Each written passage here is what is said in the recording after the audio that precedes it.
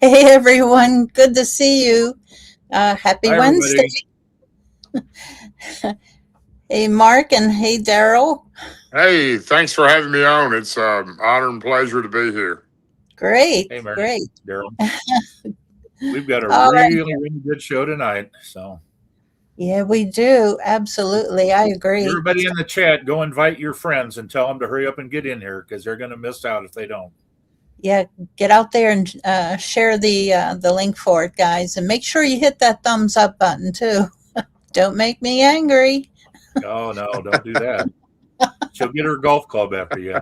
That's right. That's But everyone, I just wanted to remind you that um, we're a Christian show, and uh, if anyone has a prayer request, please don't forget. You can type down just a prayer request here in the comments, and you don't have to go into detail. Just say prayer request, and I'll put your name on the list, and we'll go from there.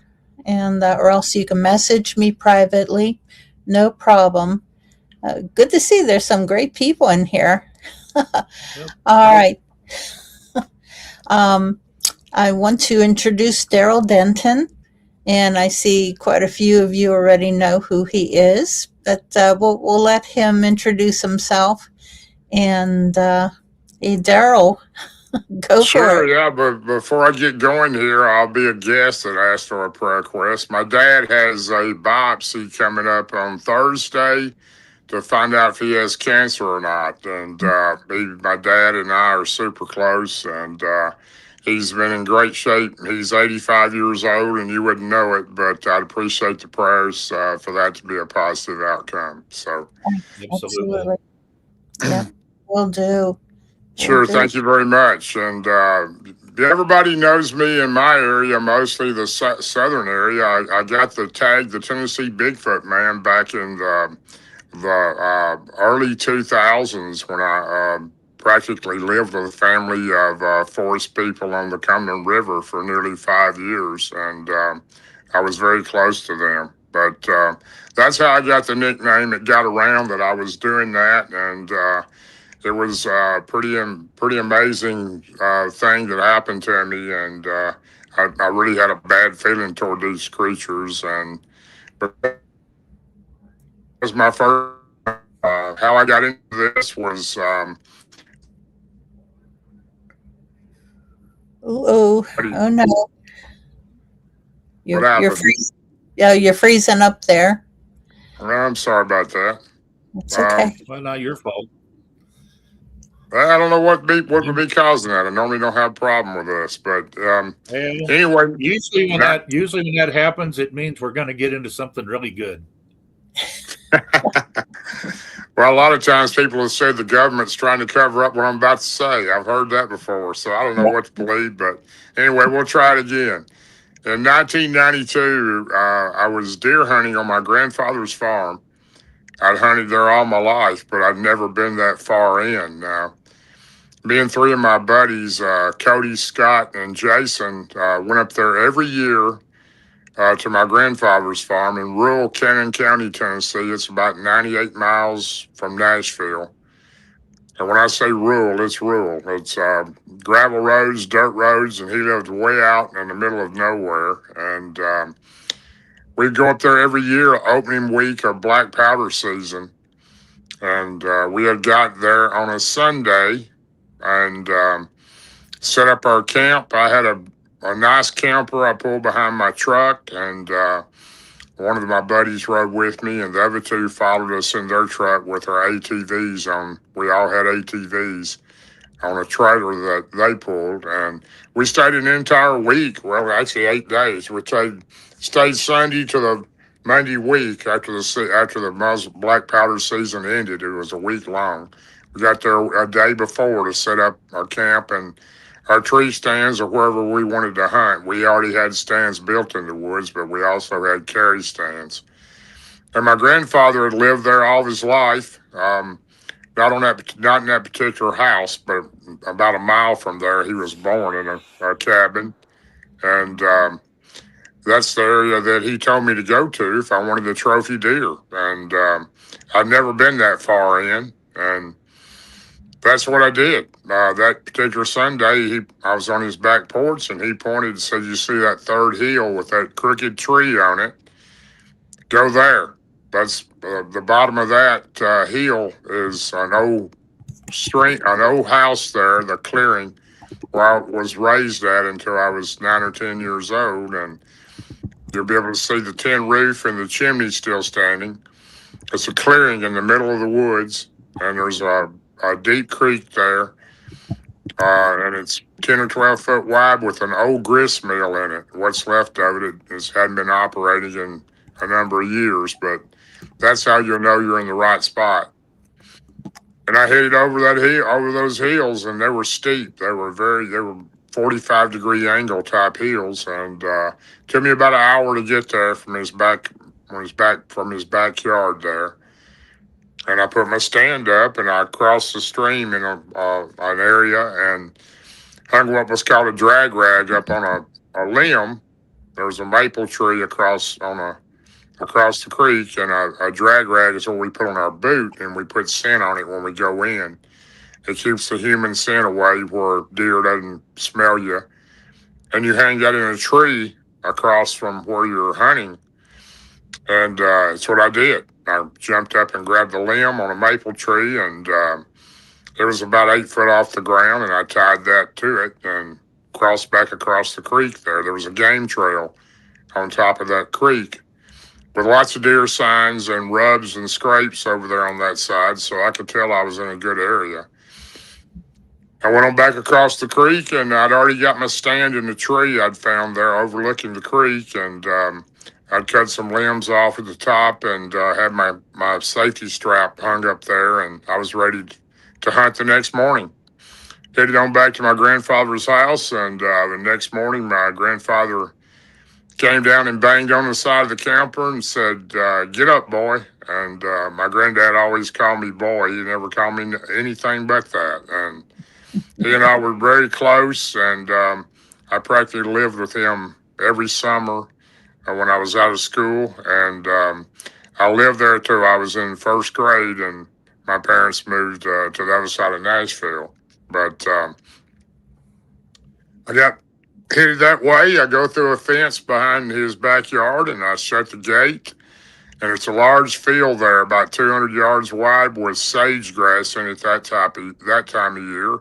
And he's got all of his cows in that field. And it goes all the way to the opposite side where there's a wire fence, and there's a strand of barbed wire on top of it. And I climbed above that fence and jumped over into the leaves and started to walk up the hillside, headed to where I'd put my stand the day before. And I made a few steps, and I heard something to the left walking. And I stopped and turned around and shined my flashlight in that area. I did not see anything, but it sounded like a person, but did not sound like a cow or a horse or anything that had got in there. And kind of alarmed me a little bit, because I knew my granddad wouldn't allow anybody in there. And all my buddies were hunting in completely different areas. We had about a 5-mile radius to hunt in. And we killed deer there every year. Everybody got a deer. But I was wanting a trophy deer that particular year, so I was going a lot deeper in. And so I headed on up the hillside, and I crossed the first hill and went down the middle and up and top the second hill. By the time I got to the third hill, I'm coming down, and there's dry leaves everywhere. So I'm stomping through these leaves, making a little noise in the dark with my flashlight. Now, I don't know this particular area that well because I'd never been in there before. I'd always hunted a lot closer to the house, or a lot closer in a blind that we had built. And I'm going down the hill, and I had my light shining, and I could see the creek. I knew I was in the right spot, and I started to bend to the left to get to my stand, and I heard something walking again on top of the hill that I'd just come down from, over to the left of where I'd come down from. And it continued to walk, and then I shined the light up there, and it stopped. it was a little bit stayed on my mind because I couldn't figure out who was in there walking, especially at 6 o'clock in the 5:30, 6 o'clock in the morning. I knew it wasn't any of my friends, and I couldn't figure out who it would be because nobody. My granddad's closest neighbor was probably a mile away, and there was just nobody that should be there. So it quit walking. I couldn't hear it, but it was heavy steps in the leaves, and it stopped when I shined the flashlight, and I couldn't spot anything. So I walked on around the bank there a ways next to the creek, and I found my stand that was bolted around the tree. I got my feet in it, and I started to climb up the stand, and I got up. I have a rope that I hooked to my belt loop, and the other end of the rope, it's another little catch that I put around my gun swivel, and that way when I get to the top, I can pull my gun up. And that rope is 28 foot long, and that's what I've always hunted, that distance from the ground in my tree stand. It gives you a good distance, see a lot further, and then the deer don't smell you at the same time or see you. So I got up and I got my stand set, and I leaned back and dug the blade into the tree real strong. That's what it'll do when you lean back in a stand like I had a climbing stand. And I reached behind me and grabbed the safety strap that I had put up there the day before and put it around me, and hung my fanny pack on a limb that I cut off the day before. I had my Hornady bullets and my black powder horn in that to reload. And I had a pair of binoculars I hung on the other branch very close to me. And I leaned back real good, and this particular blind had a little skirt around it, a camo skirt that went all the way up under your neck, all the way past your feet. When you raise a bar up and you twist a little tie on each end, and then it will come down and completely conceal you from your neck down past your feet, so nothing can see you up there. And I'm sitting there waiting to hunt, and I pull my gun up with my rope, and I get it up, and I put it between my legs against a bar in front of me, and I'm pretty much ready to hunt. It's still dark at this particular time, and I'm waiting for the sunlight to come up, and the sunlight started coming up, and I was starting to see the creek was very foggy that morning. I could not see across the creek, but there were regular game running in the leaves, squirrels, chipmunks. I could hear birds. It was a very bright morning, sunshine morning. And I sat there and watched these critters run around and play. And eventually it was closer to 8 o'clock when finally the fog disappeared across the creek. And then I could see across the creek to the clearing. I could see the tin roof of what was left of my grandfather's house, and the chimney still standing. And then to the left of me, I could see what was left of the old grist mill, some huge rocks and boulders that were there. And also to the left of me was a large cane thicket. It looks kind of like bamboo. It grows on the river or the creeks in Tennessee. And it stretched a long way down the side of that creek. I don't know how far because it went around a bend, and I couldn't see how far, but it was real thick and real deep. It was very large. It was 15, 16 foot tall. And I'm waiting for something to happen. And about a little after 8, a female deer, come out of that bamboo cane thicket to the left of me somewhere in that area. I couldn't tell exactly where it did come out at, but it come out of that area, and it walked through the creek and went up on top of the bank to the game trail and started walking down the game trail. Now I'm in a tree on this real steep hillside, about a 45-degree angle. I'm almost looking over the tree from the angle I'm at. I mean, almost looking over the creek from the angle I'm sitting in the tree. And this deer just walks down normally and starts pawing around in the leaves and eating acorns. There was a large acorn crop that year.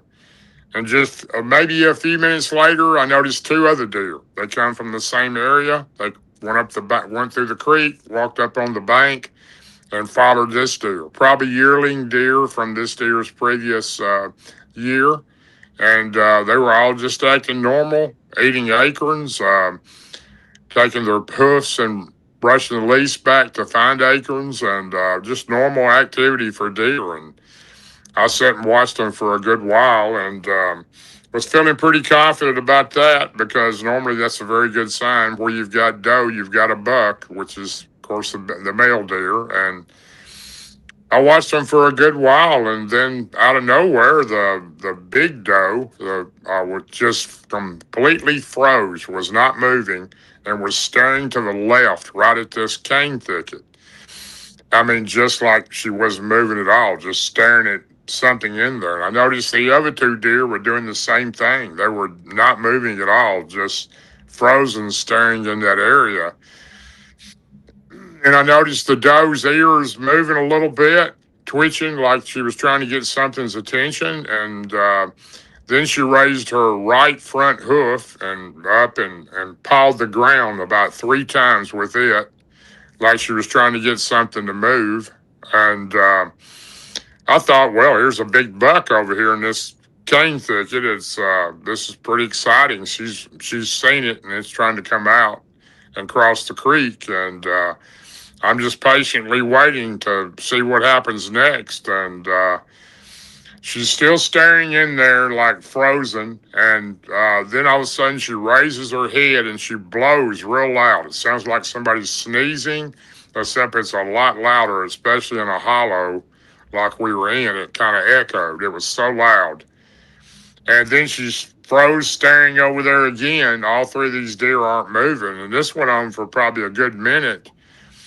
And then all of a sudden, for no reason at all, she turned to the right and took off running right straight back across in front of me. I'm looking over, and she runs right straight to the right down the game trail as fast as you could go, like somebody had shot at her.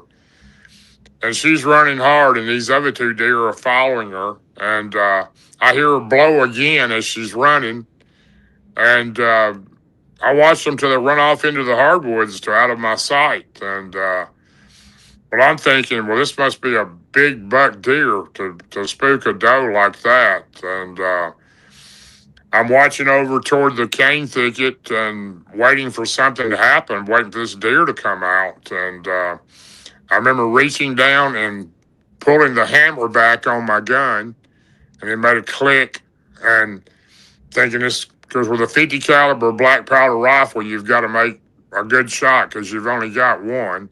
It'll take about a good 3 minutes as fast as I could reload.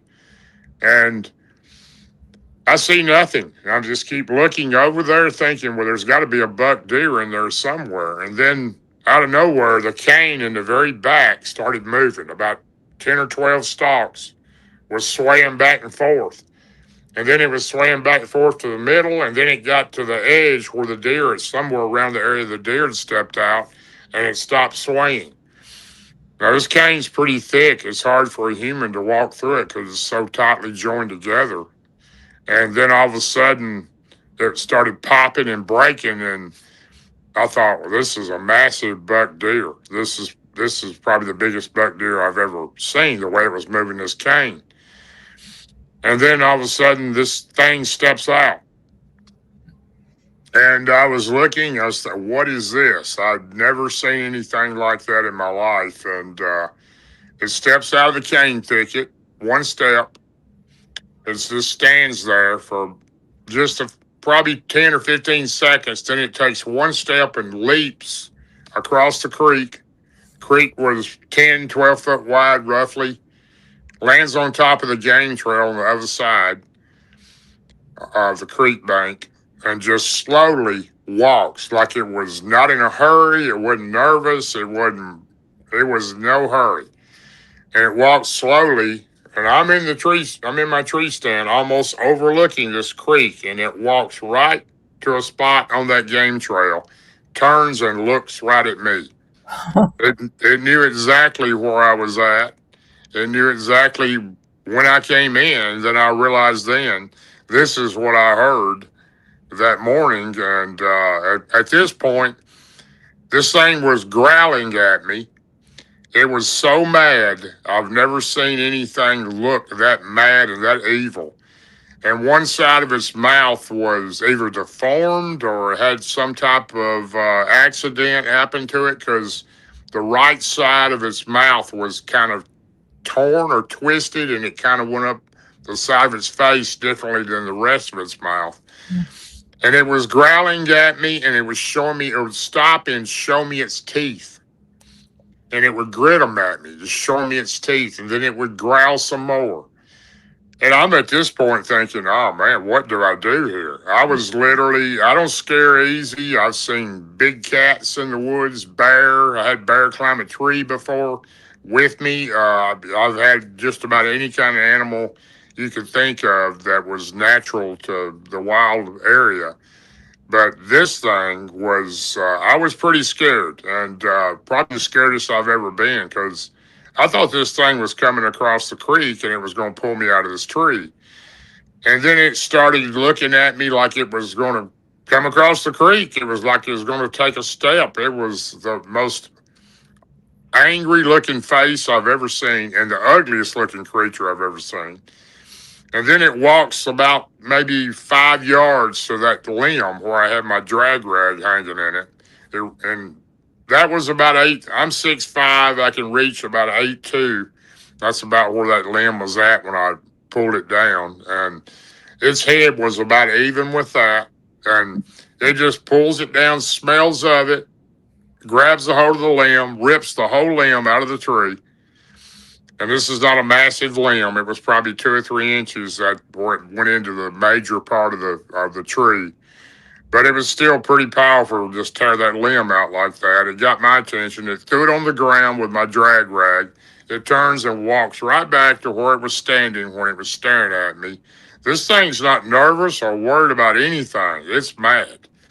And then it looks at me again and starts showing me its teeth and growling. And I'm thinking, you know, what do I do here? I got one shot with a 50 caliber. If I shoot this thing and it doesn't kill it, it's going to make it mad. It's coming across this creek, and it's definitely going to pull me out of this tree. So I was trying to make my mind up what to do. I was, quite frankly, at that point, I didn't really know what I was going to do. I even considered lowering the bar and jumping and trying to run. And because I wasn't sure that one shot was going to kill this thing was the big issue. And I didn't want to shoot it, but I was going to shoot it before it got to me. And then about that time, it lets out the most incredible, awful scream, yell combined together that I've ever heard. It's so loud that it literally, my ears were ringing, and I could hear it echo all down that hollow, a long scream like yell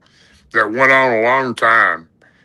And when it stopped, it was just looking at me, and it was gritting its teeth at me. And I said, well, this is it. It's coming across now. So I pulled my gun up, laid it across my bar. As soon as this thing starts to come across that creek, I'm taking one shot, and I'm hopefully it'll be the right one. And then all of a sudden, out of nowhere, it just turns and starts walking away. It turns one time and looks at me to let me know that I guess it knew where I was at, and it was giving me a chance. And I watched it walk off into the hardwoods, probably watched it walk 200 yards through the trees until it vanished. And I wasn't waiting around to take 10 or 15 minutes to climb down the tree with that climbing stand. I lowered the bar and jumped 28 foot out of the top of the tree. I hit the leaves on the side of that hill. It was like a 45-degree angle. I slid all the way into the creek with my gun above my head, and the water was about waist high. And then I jumped up and I took off running as fast as I could up that hill. And these hills were so steep, and they're a good 150 yards from bottom to top, and with rocks and bluff peak points sticking out and all kinds of dead trees and everything. And by the time I got to the top, I was so out of breath, I had to stop. And I looked back, and I did not see the creature. And then I crossed that hill, and I'm running as fast as I can down that one. And I just started up the second hill, and I looked back every few minutes to make sure this creature wasn't coming after me. And on top of the hill, there it stood. The hill I'd just come down, it was standing right next to a big tree, just looking at me. And all that did was kick in my adrenaline, and I took off as fast as I could go. I thought this thing was going to chase me down. And by the time I got over the third hill, and I'm going down the third hill, I'm looking behind me. I don't see it. And at the bottom of that hill is that 7-foot fence, a wire fence my grandfather's cattle are in, and it's got a strand of barbed wire on top of it. And I made my mind up. I wasn't stopping. I was going to jump it.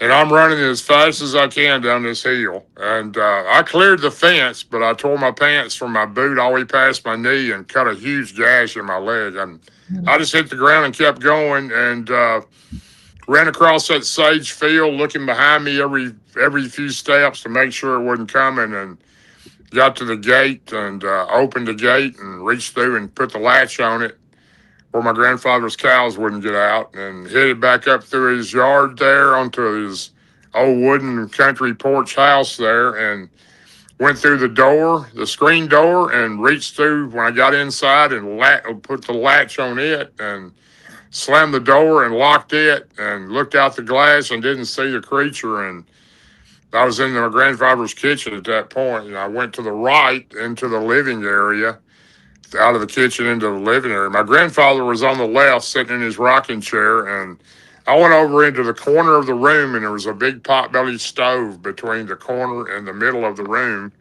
with fire burning in it. And I just sat down in the corner. I was so out of gas, I couldn't speak. I was just out of breath. And my granddad said, "Boy, what's wrong with you?"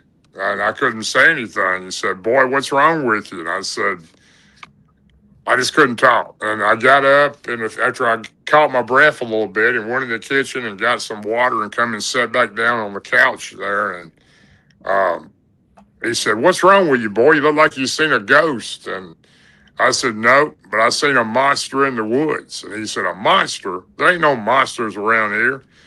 And I said, "Oh, yeah, this thing was a monster." "What'd it look like?"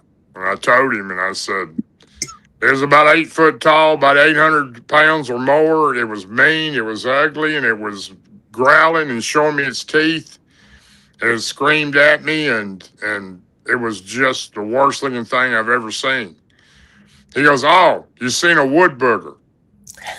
I said, "A wood booger?" I said, I've been here all my life at that time," which was, I don't remember how old I was at that time. "Me and you've always been close. You've always been straight up with me. You never told me anything about no wood booger." And he said, "Nope, didn't. Because then you wouldn't have hunted in the woods. You wouldn't have camped in the barn. You wouldn't have went frog digging and fishing in the ponds down there or the creeks." And he goes, "They're territorial. They don't like you in their area. I should have thought about it. It's been a long time, probably 30 years or more since somebody's been back on the old home place, and that'd be a good spot for them to live." And he said, "I've seen 4 in my lifetime. I'll be working in the field, plowing with a mule, and I'll look up and one of them just standing there watching me." He said, "They never tried to harm me." And he said, "On the porch when you were a kid, you used to ask me, 'What's that, all that noise I'm hearing, Granddad?' I would hear some crazy screams and some kind of real loud, like whoops and stuff." And my granddad said, "Oh, it's just old cattlemite." He called him an old cattlemite wood booger. And he said, "They're real territorial. I mean, they're not going to hurt you. In the wintertime, they get hungry. They come to my chicken coop here." My granddad probably had 100 chickens, and an old log. He actually built that old chicken house. It was made out of logs and had a tin roof on it. And he said, "They'll come and get 3 or 4 chickens out of the chicken house, and they'll leave a little pile of rocks and sticks like they're paying for it. And then I won't see them again till they get real hungry and the food's hard to find. And then they'll come back and get a few more. They don't ever take them all. And every once in a while, I'll hear one behind the house and hear another one yelling at him. But it was pretty amazing. My granddad had never told me about these things as close as we were. And it sure changed my life. It was the scariest I've ever been in my life. And still to this day. And I've had some pretty crazy occurrences since then. But I've never felt like that before. I didn't go in the woods for 7 years. I didn't hunt. My buddies and I still came up there every year to hunt, and I told them I decided to hang out with my granddad. They go ahead and hunt, and I was just going to hang out with him, and I did. But only hunting I did was out of my truck in my field at my farm or my granddad's farm, or pull up in the truck and didn't go in the woods. And it had nightmares for months. It's the most life-changing thing I've ever been through, and took me a long time to get over it. Something like that. Yeah, no wonder. Now, your friends who had come out hunting, did you warn them to stay away from that certain area? Well, none of us had ever been back in that area. That was my first time, and I'd spent a lot of years on that farm. But when they came back, it was a little later. They all came back, and one of them had a deer, and they were hung him up in the tree out there next to the barn, and they were skinning him out. And I went out and talked to them. Hey guys, have you ever seen anything in these woods? Anything out here, any kind of creature? And they all just looked at me and were like, "What are you talking about, D?" And I said, "Kind of like a Bigfoot." And they went, "No, we ain't never seen anything like that." And they said, "Maybe you had a little too much to drink last night, D." And I said, "No, I didn't drink anything last night." And okay, I just let it go at that. I didn't ask any more questions, and I didn't either. But I kept it kind of quiet to myself for a long, long time. And, back in that day, there weren't any podcasts. There weren't any radio shows. There weren't any, there was nobody to tell this to. So, it was kind of like my best friend, Martin Groves. He had his encounter 4 months later when a dog man tried to eat him in Land Between the Lakes. And, I was a elected official for 24 years. At that time, I think I was a commissioner, and but before I became mayor, and Martin was a deputy sheriff with the county, and he lived 15 minutes from me, and he was my best friend anyway. And when he came to me and told me, "Hey, I can't hardly stand this. This thing tried to eat me." He was so nervous, and I just told him a month or so ago before that, "Hey, I seen some kind of creature in the woods that scared me to death." And thank goodness for him. He was my only person to talk to. And me and him would go to lunch every day and share a little bit of our story and kind of make each other feel a little better. So, but it went on a long time. Martin held on to his story to 2022. He didn't tell anybody but me. I'm the only person he told. And the friend that he was with, Harry, who was on the police force at the same time with him, they were very close friends. Mm-hmm. He was so terrified from the encounter they had, he never recovered. He left the police department and actually passed away a few years after that. And he wasn't an old man.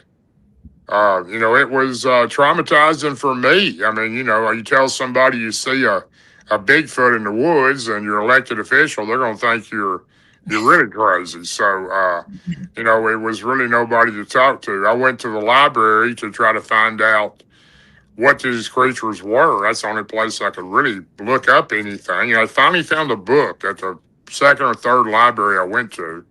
And it was a book that said the top 10 types of Bigfoot.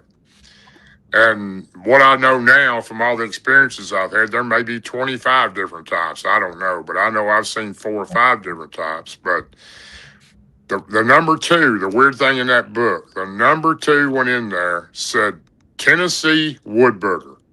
Huh. And it was exactly like what I'd seen, except the eyes were red, and the ones I'd seen had black eyes. Okay. And the mouth was a little different on one side where it was deformed or had some type of accident. But it looked like the same creature everywhere else. And it was pretty amazing. That was kind of relieving to know that. And these weren't pictures, photos. These were drawn pictures. So okay. They weren't photos. So they were. But that's how I got started in this adventure. And 34 years later, I'm still involved in it. Had you ever heard of any people, maybe especially hunters, disappearing in that area and not being found? Not necessarily in your group, but any at all. I have never heard of any hunters disappearing in that area. No, I have not. Okay. No. Now, Well, my granddad lived in a very rural area, and my granddad was so well known over the entire county. Everybody knew who my granddad was. He was just he was the kind of guy that taught me the way he taught me and made me the person I am, because he always said, son, boy, your word is all you got. You better live by it and make sure you do it right. And I always have, and he meant what he said. And if he told you something, it was going to get done. And everybody respected my granddad because of that. He was a hard worker. He was 92 years old when this happened.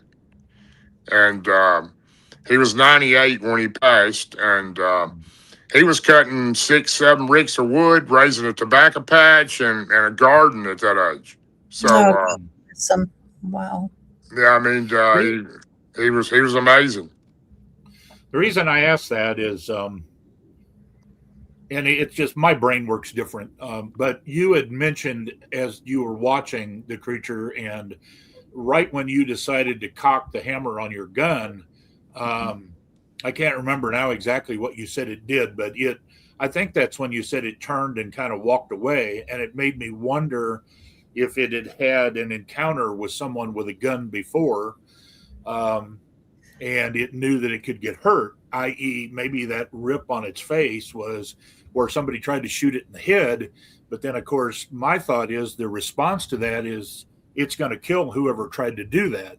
And that's why I wondered if you had heard of anybody disappearing. But anyway, it's just... Yeah, that's a good question. I understand where you're coming from there. I don't think my hammer pulling back and that click it really made any difference on what it did. I'm not sure. It may have hurt it. I'm not sure. But it was smelling that rag is what I think. And it went over there to see what it was and just ripped that limb out of the tree. And, it's a very good possibility that somebody had seen that creature before. I had never heard of that creature and didn't know anybody in that area that had ever mentioned it. I'd never heard of a Bigfoot in my area. Now, I had heard of Bigfoot in California, Oregon, Washington, but not in Tennessee. So, they were wood boogers or catamounts, as you mentioned. The very first time I ever heard one from Tennessee was probably about 1972. A friend of mine had moved to near where I lived, and they came from Tennessee. And one day I was spending the night over at his house. We were just kids, more or less, teenagers. And his dad was talking, and he said something about a Tennessee wild man. And I'm like, what are you talking about? He said, well, they're these big hairy things that live out in the woods. And that people still call them the wild man. They still call them that in Tennessee. A lot of people call them wild man. They call them forest people. They call them Bigfoot. But the biggest word that I hear more than anything in Tennessee for that particular creature, and I looked up that creature, it supposedly only lives in Tennessee, Arkansas, Mississippi, and Alabama. Now, I don't know if they know what they're talking about, but that was the territory that this particular type creature had been seen in the most. But everybody that I talked to in that particular area now, not then, because I didn't tell anybody for years and years, but they call it a wood booger. Yeah. They still do, still call it that. Yeah, well, that's where boogeyman came from. Exactly. My grandmother used to tell me when I was a little kid, my grandfather's wife, y'all get in the house, it's getting dark, the boogeyman will get you. And, I didn't know what the boogeyman was, but I found out. You found out, yeah. Yeah, pretty interesting. Another thing about this creature, too, after all the experiences I've had since then, something about me has a way of attracting these creatures. I don't know what it is. I don't know. I didn't know that I had any special abilities. My grandmother on my father's side was very spiritual, and she was an American Native woman and American Native Indian, Lakota Sioux. And me and her were close too, and she was very spiritual toward these creatures. She called them the Chayitanka, which meant the great elder, the hairy man, watcher of the forest, and they're very spiritual about those creatures. They're a good creature. They're not a bad creature. They're there to protect the forest and watch over it. But then again, what I know now, that I didn't know then, I don't think that if this creature wanted to kill me or harm me, it could have easily have done it. And it didn't want to. It just wanted to scare me out of its territory, and it did a good job. And then I also think the one I seen on top of the hill when I was running up the second hill, that wasn't the same creature. It was probably another one with this one, because most all the encounters I've had, there's always 2 to 3 together. Or more of them. Now, do you think that was a type 2 that like Kumbo says, or he has different types? Well, Kumbo is a very close friend of mine, and I've actually think the world of Kumbo. He's one of the best out there as far as, probably the best as far as Bigfoot. He's been around since he was a little kid, and I have so much respect for him. We've spoken at 4 conferences together the last 2 years, and we got another one coming up in August together. And Kumbo's a book of knowledge on these creatures. Kumbo and I differ on our numbers.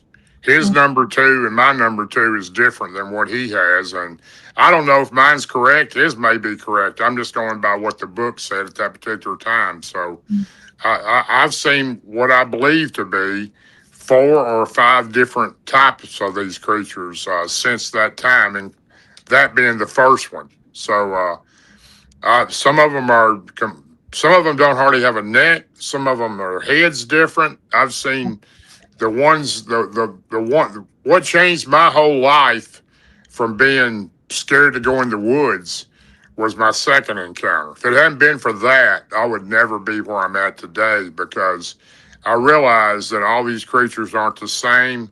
There are different kinds, and not all of them are out to, what I thought at that time, harm you. A lot of them, their abilities are incredible. It's hard for us to wrap our minds around what abilities they do have. And it's amazing. They can read you. They know what your intentions are. They know if you're a good person or a bad person. They just know. And a lot of times you can be ready to make a move or say something toward them. They've already figured that out before you come out with it. So that's the way the ones I've experienced are that way anyway. So I have such a great deal of respect for them, and I've considered the ones on the river that I spent so much time with as my really true friends. Okay. Can you tell us about your second encounter? Oh yeah, my second encounter, like I said, I didn't go in the woods for 7 years, and I had a special place that I fished on the Cumberland River of Tennessee. Very, very rural area. You had to go down next to an old water treatment plant or sewer treatment. I don't know for sure what it was, but I had 2 buddies I played football with in high school. Their uncle worked there, and we would drive down, and you had to go through a guard area, and you went in and parked in this big fenced enclosed area where all the employees parked that worked in that plant. And we would park in there in the very back of the fenced-in area. To the left, there was a gate that opened up, and you went into the woods. And wasn't very far out of that particular area. Now, when I went down there fishing regularly, but I hadn't been down there probably in 6 or 7 years. And my 2 buddies had gotten married and went off somewhere else. And you had to have permission to fish down there because you had to park inside that facility. But that guy knew me, and he remembered me when I came in. He said, sure, go ahead. I parked back there, and I went through that gate. And when you go through the gate, it's not very far till you'll cross a couple of game trails. You can see deer tracks, raccoon tracks in the mud. You can see them real easy. And this is in Cheatham County, Tennessee. It's between Nashville and Cheatham Dam. And it's a really good fishing area. Me and my buddies used to go fishing there for crappie or crappie, whatever people want to call them, certain times of year in the winter or the cold months. And this particular time, like I said, I hadn't been there in 6 or 7 years. It was a little more growed up, and nobody else had been back there. I could tell that. And the only people that I'd ever seen there was me and my two buddies. And one time my dad had went with me back there. And we went through that. I went through that gate and walked on back, and then I got on that game trail. And the game trail runs, it's probably about a 200-yard walk till you get to the spot we fished at. And it's a creek that runs out, that runs into the river. And right next to the creek, there's a huge sandbar that goes out into about the center of the river, and it comes all the way up to the bank. And you can walk down that sandbar and fish or reel your fish in from where you're setting. I had a 5-gallon bucket I put next to a tree that I carried all my equipment in. And that particular day, I had a styrofoam bucket of minnows, 5 or 6 dozen minnows in it. And this was February of 99, somewhere around middle of February, probably of 99. It had been real cold. It was in the 30s that day. It had been colder before, and it had snowed quite a few times. And that's the time of year that we catch crappie or crappie in Tennessee, February, March, and April. And I'd been there in years, and I started thinking about it, and I went down there to fish. And I walked down there with my gear, and I set my bucket against that tree and took all my gear out and set my minnow bucket next to me and put my 3 poles out and caught a couple of fish and went down and put them on the stringer. And as I was coming back up to set on my bucket, I sat down it's a 5-gallon bucket is what it is, like you get at Lowe's or Home Depot, anywhere. I carried all my extra stuff in it, and I turned it upside down, used it for a seat when I was fishing there, and my minnow bucket was gone. I reached over to grab a minnow out of my minnow bucket.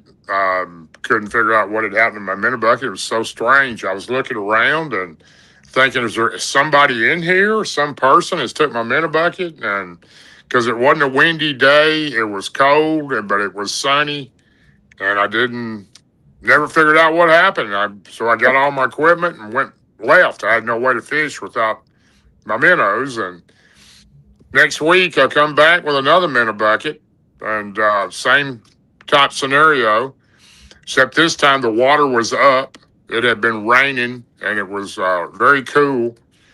I don't remember how cold it was, but it was cold. And the water was up above the sandbar.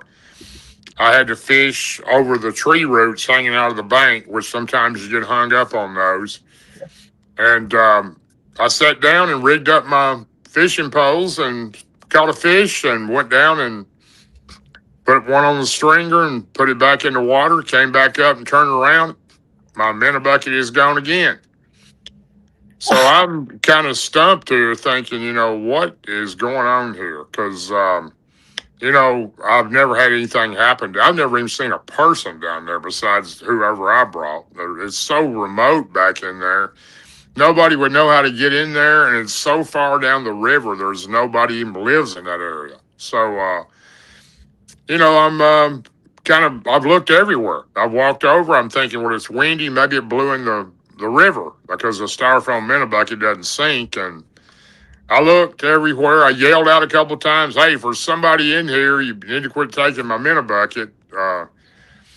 Didn't get any response, nothing. I left and went on, baffled, just kind of thinking about this all week, thinking, what could be happening to my minnow buckets? 2 buckets I've lost, and they had 5.5, 6 dozen minnows in them. And, I didn't get to go the next week. It was like 2 weeks when I got back. But this time I came back, I tied a rope on my metal handle of my minnow bucket before I got there. It was about 25, 30-foot little thin rope. Tied it around the metal handle.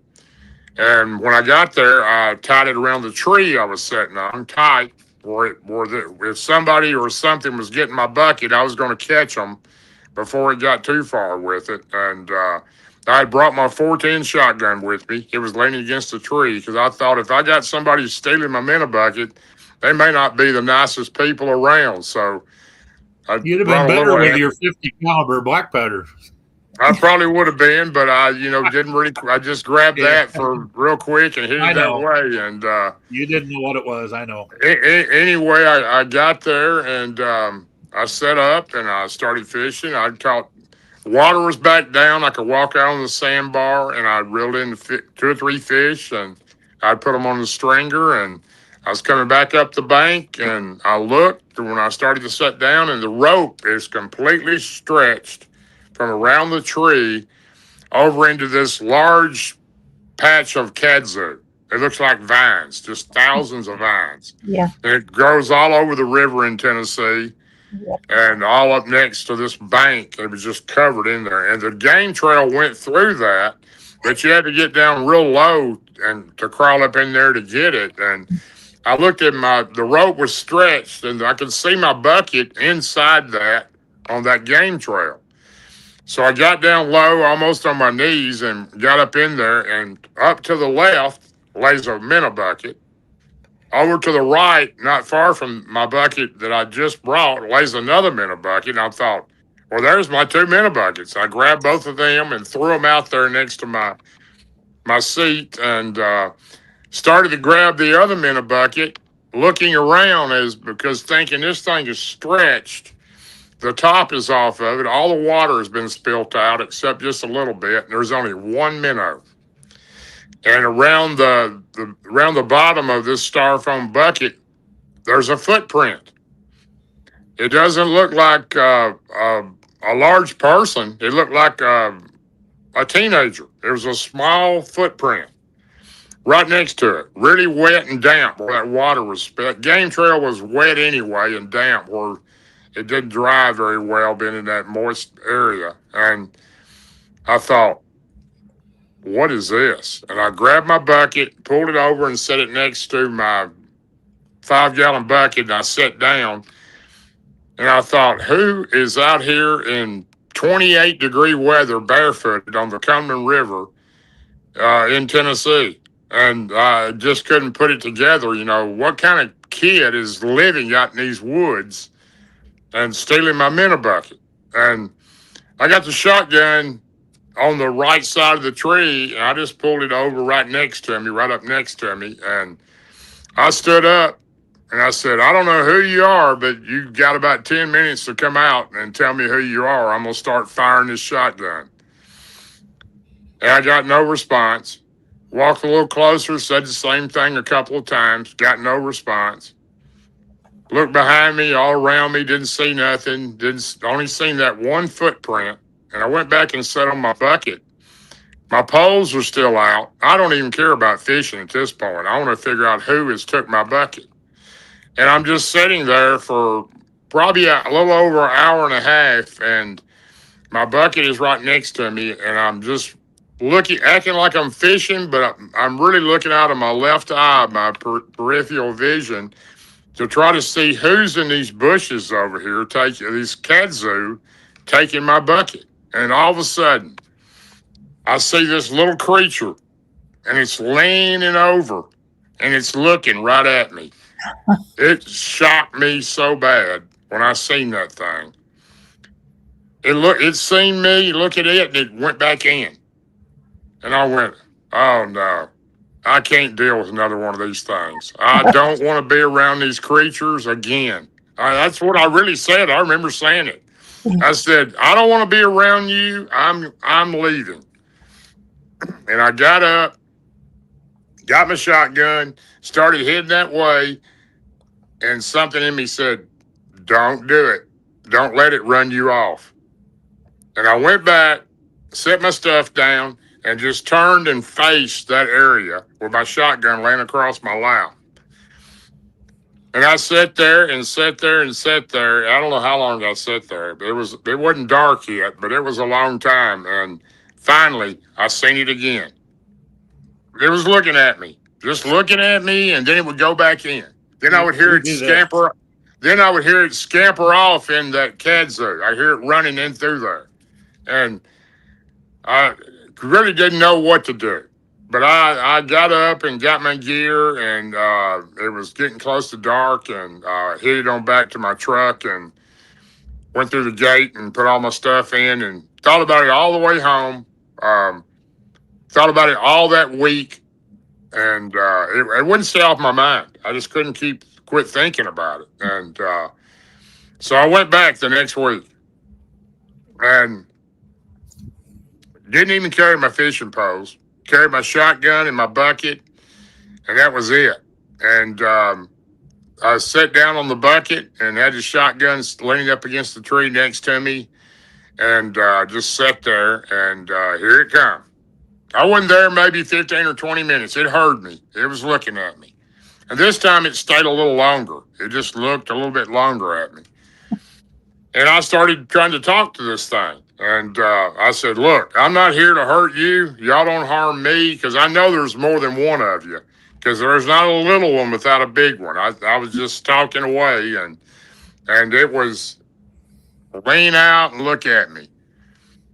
So I spent 2 or 3 hours, it looking at me and me looking at it. And that went on to time for me to go. And some reason, I don't know why, I didn't feel threatened by this creature, and I didn't feel like the other ones, I guess the bigger ones, were real scared of me because they didn't attack me or they didn't do anything, and the little one didn't seem to be frightened of me, and I wasn't really frightened of it, and I felt better because I thought, well, maybe not all these creatures are quite as bad as the first one I had, and so I left, and from that day on, I started going down there every day, or every other day. Sometimes I couldn't leave work or something was going on, but I was always there no longer than 2 days and stay at least 2 or 3 hours with them and try to communicate with them. And before too long, there was 2 of them. I had the little female, she was a female, and a little male that was about the same size as her. He was behind her, and he was looking over her shoulder, and they both look at me. And it got to the point where they just got in the middle of the little trail there in the kudzu and just sat wide open and looked at me. They weren't hanging off the limb anymore. And I was trying to communicate with them and trying to talk to them. And, of course, they didn't say anything. And I was telling them, I'm not here to harm you. And I want to know more about just regular conversation, anything that come into my mind. And well, I made a wood box out of an old Coke crate. Nailed it, some pieces on it, and put it in the forks above the tree right above me, which was probably 5 foot off the ground, the fork was. And I started putting gifts in there. I'd never heard of gifting at this time. I didn't even know it existed. So first thing I put in there was just a regular little small rubber ball. That's what I put in there. And when I was leaving that day, I said, I'm putting you a gift in here. And I put it up there. And I said, I'll see you tomorrow or the next day. And they just looked at me, and I'd leave. And they would watch me till I completely walked out of the area. I could still see them sitting there till I made the bend where the trees were before I went on the long stretch where I couldn't see them. And started bringing them things and different things. And I brought them food. I brought them about every piece of food you could think of to see what they did like. A lot of foods they didn't like. They wouldn't eat it. They didn't want anything to do with it. But I found out their favorite food was cantaloupe. They wanted the whole melon, and they'd go to town on those things. I started bringing one. I didn't feed them every week. I would feed them occasionally, and That's good. I would bring them. I didn't know not to or to then because I didn't know anybody that had an experience like this, and didn't know if anybody else had, but I would bring them some kind of gift every time I come. And they started bringing me gifts. They made me it was a cardboard milk carton, half-gallon milk carton that had been in the river for I don't know how long. It used to be a red and white carton, but it was pink and white where the sun had faded it out. And they stuck sticks through all 4 sides that formed an X when they come out all 4 sides. And it had some vines wrapped around those pointed edges, and they put that right in my spot where I sat. Another time I come in, there was 3 catfish about this big, still flopping. They had gave me those catfish, And I brought them. I found out their favorite foods. I found out they wouldn't eat a banana no matter what you did. They would. They don't want that at all. But their favorite food is cantaloupe. Their favorite meat is like all of us. We all like cooked bacon. I'd bring them 2 pounds of fried bacon. They loved it. They'd come right out to the edge, and I'd slide a plate to them, and they'd grab that plate and pull it in. And by this time, the big one was there. There was 3 of them, but I seen on a regular basis. He was about 7.5 foot tall, male. He was behind those 2. He was watching over them, I figured. Yeah. And they were starting to trust me. I was starting to trust them. And I was telling them things. I even brought my sleeping bag, built a fire, and camped out right next to them. So they would look over the cat zoo at night to watch, see what I was doing, like this. And they would speak in their language. They would do a few whoops, but not as many as I've heard of. But they speak their own language. They do know English. They can say English words. Yeah. And they're very, very intelligent. If anybody thinks they're just an old ape, you don't know what you're talking about. These are a type of people, and they're very, very spiritual themselves too. They have their beliefs and rituals and what they believe is right and wrong. And I learned that over a good amount of time. But their third favorite food that I found out about was jelly-filled donuts. They absolutely love them. They like the cherry or the blueberry. So I would bring them that about every once a month. I'd bring them 3 of those, and I'd slide the plate over next to the cat zoo. They'd come out and grab the edge and pull it in, and sit there and watch them eat it. They loved it. No, And the most amazing thing that ever happened to me was when there was another time later on, I had brought them some plastic whistles, like a birthday party you go to, a little bag of whistles you give kids. It's got a little black string tied to it. There was 8 or 10 of them in a bag, and I thought, well, I'm going to bring them those. I went to the dime store and bought those, and before I left, I said, hey, I'm going to leave y'all a special gift, and I hung those around all the branches there in front of the cat zoo. And the next day, I came in to see them and hang out with them a while. And when I would come come through that gate, I would start talking to them. Hey, I'm on my way. It's me. I'm coming to see you. And I would hear them running through the cat zoo and whooping and yelling. They're getting all excited. It was cool. And and that particular day, as soon as I walked through the gate and said, hey, I'm here to see you, I heard whistles blowing everywhere. Across the river, straight ahead in front of me, to the left of me, there was whistles going crazy. I couldn't believe what I was hearing. It was so unbelievable. These creatures are so smart. They're blowing whistles. And when I got to my bucket and sat down, they quit blowing them. But it was absolutely amazing. And now, did they ever do any type of hand signs to you? Plenty of hand signs. Plenty. Okay. I know. I found out one thing. Nork means friend. Yeah. Nork. That's it's like hawk, but nork. And you go, and you have to raise your hand because that's what they do. Yeah. Nork. You open your palm? Yes. Nork. Yeah, okay. And I learned a lot of other things from them. Probably the most remarkable thing that I learned is when I was bringing them a box of donuts one time, the jelly-filled ones. I had tried everything to find out, to try to communicate, talk with them in my language, and I knew some Lakota Sioux words too that I'd learned from my grandmother, and I would say some of those, and they knew they understood what that meant. These creatures were super intelligent, and I couldn't believe how smart they were. And I brought them a box of donuts, and I'm bent down, and I just asked them, "Hey, I'm Darrell. Please tell me your name."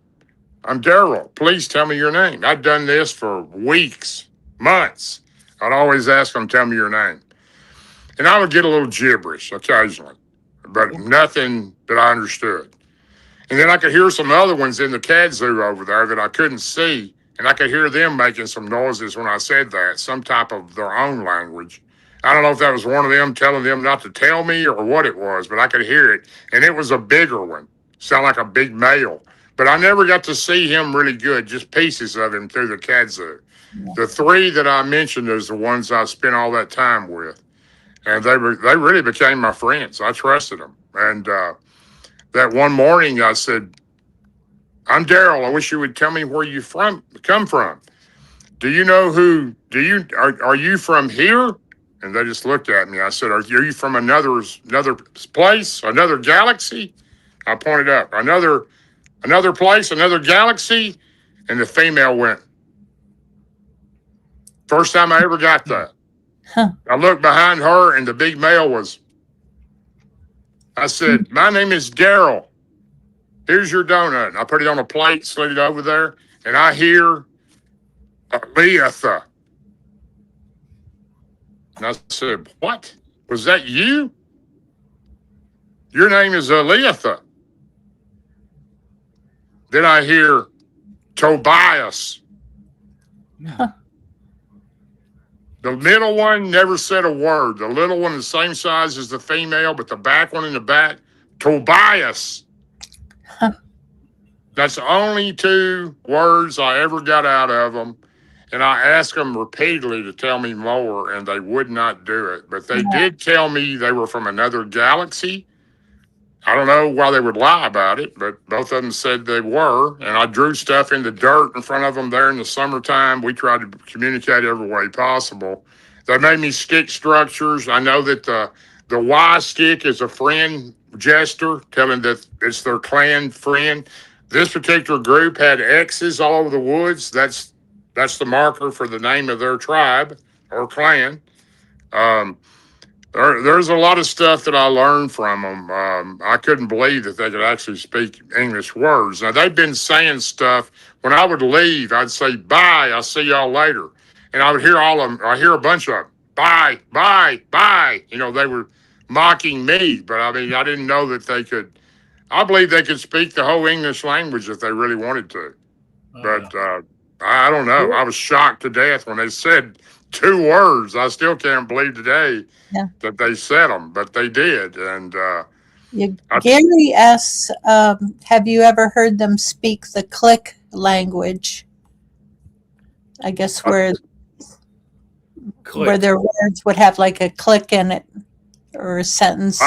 I heard them speak several different things. I'm not sure that it's the click language, but it was the first language I heard them speak was, it almost sounded like Chinese or Japanese.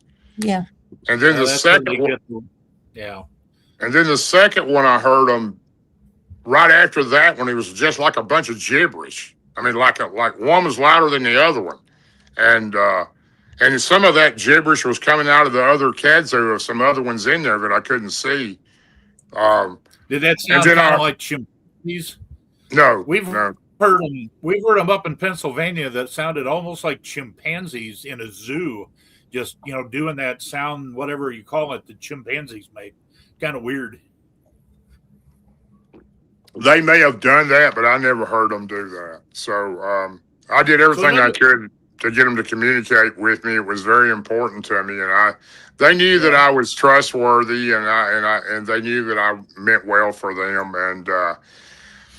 And I got a lot out of that because I realized these creatures were non-aggressive. They had accepted me as their friend, and I accepted them as a people, and at the same time, I respected them, and I didn't feel the way about them. I didn't feel anything like I did before I met them after my first occurrence. Right. So we've had several questions also, and you can answer these quick or long depending on what it is. But one was whether you've ever experienced any missing time, and whether you think that the question was cryptids, but since we're talking Bigfoot, do you think they're able to cause missing time? People ask me stuff like this all the time, and I can only tell you that in 2000, let's see, in 2020, a guy that I research with occasionally that's been a friend of mine for a lot of years. I have my regular team that I go out with, and that's pretty much it, which is Ron Moorhead and Martin Groves and Barton Nunley and Mike Smith. That's the only people I research with because I trust them. I know they got my back, and we've been together researching long enough that we trust each other. So, and we go in some areas, I promise you that I wouldn't take anybody. So, it's crazy in the land between the lakes where we go, and there's some evil stuff in there. So I don't need anybody to babysit, and I'm not being rude by saying that. But, you know, what you mean. these creatures, I don't really know how to answer that question. I have never seen one vanish in front of me, no. I've never seen one go interdimensional, but I do think they can. Ron has seen one go interdimensional, and I read his. I'm not a book reader very much, but I've read his book Quantum 5 times. Every time I read it, I pick up something else out of it. But it really breaks down the higher energy and the higher vibration these creatures have over us, which I do believe opens up a possibility of them being able to do a lot of things. But their strength, their speed, and their smell and sight is incredible. You know, it's just unreal. It's hard for your mind to even wrap around what they're able to do. 2020, I was in Cheatham County, Tennessee, not real far from where I had my experience with my friends on the river, but in a different area. I had a friend that I went to high school with that had called my buddy Billy and said, you know, I'm on the road. I'm a truck driver. I'm gone 5 days out of the week, and my girlfriend lives in a house out in the country that's very rural out in that area. And she's terrified because at nighttime, these creatures are looking through her window. So we went down there. Billy called me and said, hey, I need your help on something. And I said, okay, come by. We'll go down. And we did. And no doubt they had Bigfoot. And didn't take long to figure that out with all the tracks around the house, massive tracks. And she was throwing out scraps in the evening, and I think that was one of the things that brought them in. Plus, she also put her vegetables and watermelons and cantaloupes and all that on her deck from her garden, fresh garden, and they were getting those. And they were just curious. They weren't trying to harm her. But they were looking in the window at her, scaring her to death, which I understand that. 2 o'clock in the morning, you got a 8-foot being looking in your window.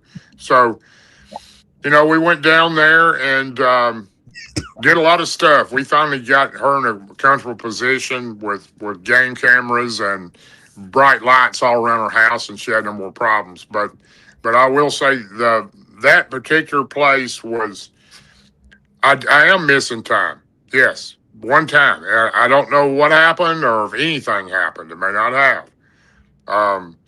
I've seen the question there. I have not been to Matthew's Xanu camp, but Matthew is a very close friend of mine, and I talk to him regularly, and I have a lot of respect for him. And anyway, we were in an area behind the house, probably 150 yards, and Billy was down the hill from me. I was on top of the hill between two large limbs of a tree. This huge tree split in the middle, and I could see over it where the limbs went. And I was sitting behind it. It was close to the gifting spot where the creatures were, and we were leaving things for them to try to keep them away from the house and to show them that we were trying to be peaceful, and she was too. And I seen what looked like a light bulb coming across the ground, probably 100 yards away in the woods, way up in the woods. It was just like a light bulb. That's what it looked like. And I'm sitting in my chair, my little fold-out chair behind this tree looking through these two forks. Billy's down the hill, probably 50 to 100 feet from me, and he's behind a tree. And we've watched these creatures come in all the time, and with his FLIR, and I can see the silhouette of them. They come into the gifting spot, and this light bulb thing is coming across the ground. And I watched this thing for probably 15 or 20 minutes. It's slowly just coming across the ground. I'd never seen anything like this in my life.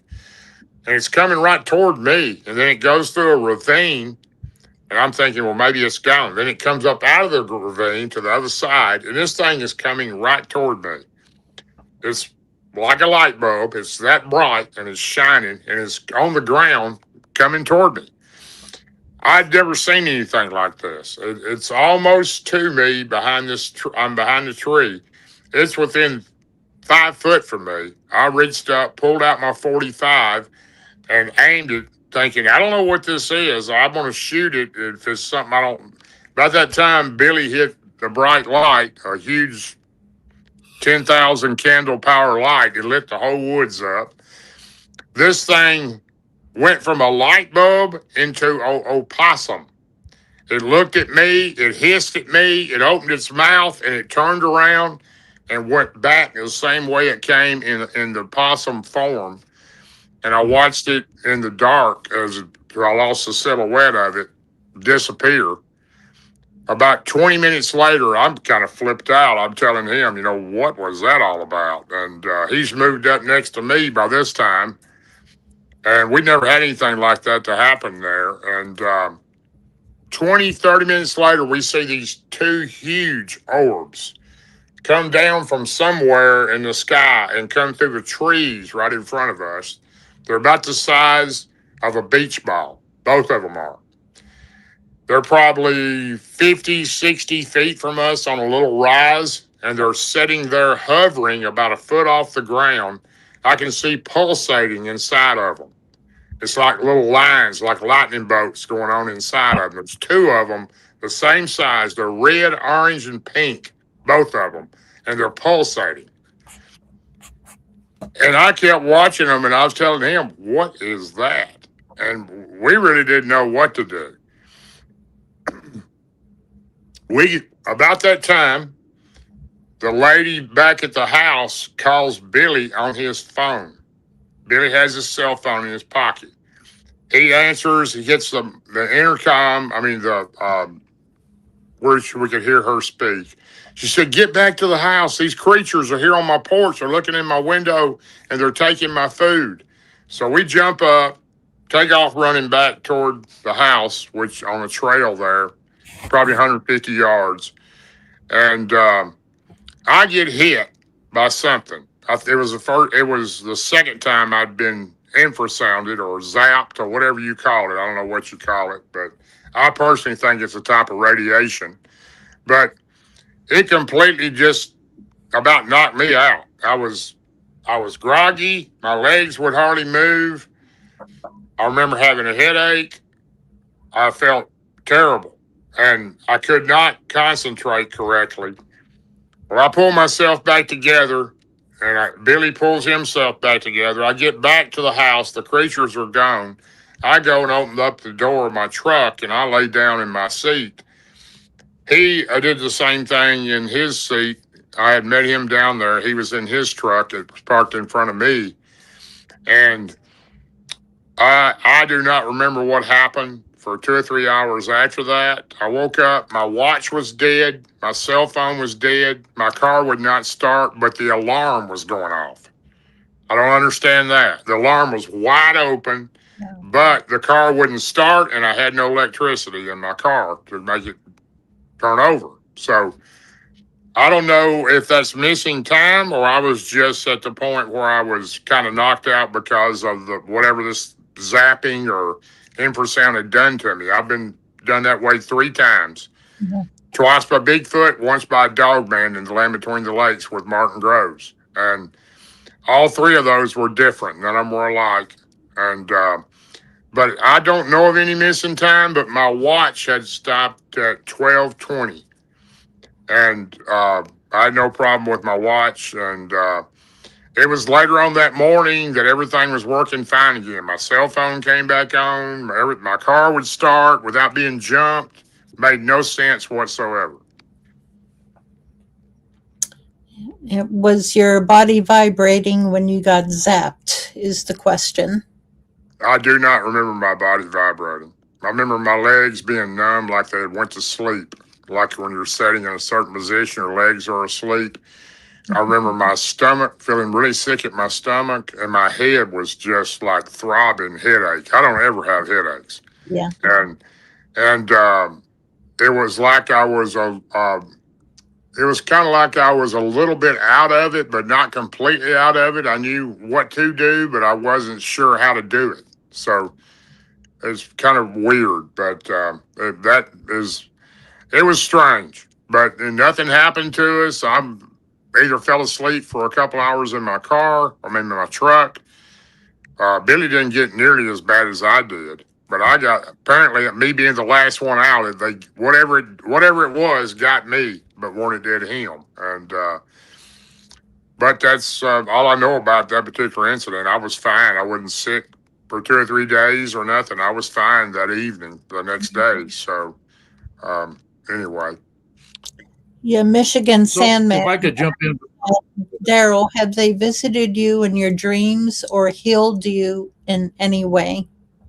No, they have not. 2 so weeks Darrell, you after that. mentioned. Go ahead. Oh well, I don't want to. You had mentioned that you had some places that you referred to as evil, and also that you have seen stick structures. And there was a question earlier about whether you've seen any stick structures and whether they were made by the Bigfoot or something else that you would consider to be a witchcraft or evil in form.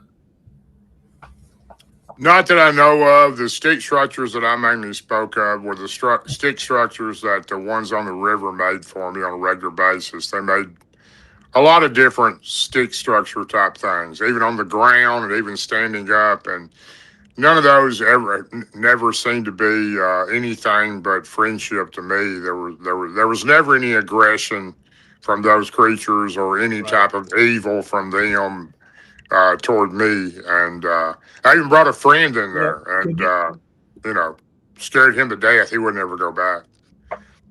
Yeah.